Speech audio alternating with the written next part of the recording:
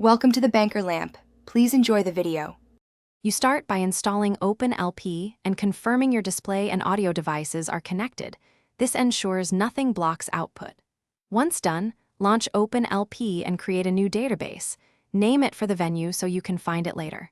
Make sure to set language and default service templates now, because templates control slides and orders. This first setup saves time during live runs.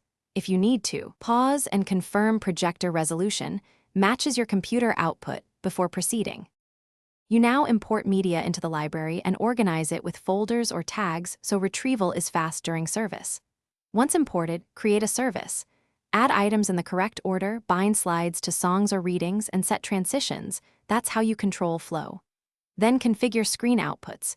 Use preview for control, stage for musicians, and projector for congregation output. Make sure to test each output and the audio routing if timings feel off. Adjust slide durations and transition easing to match live pacing. You rehearse the full run. Use preview to cue items, test hotkeys and remote control, and confirm presenter view shows correct notes. When ready, switch to present mode and follow your service order. Use live edits sparingly because changes propagate instantly. Monitor the stage and projector outputs so you can correct misaligned slides fast. If something goes wrong, first check video output settings and reconnect the projector.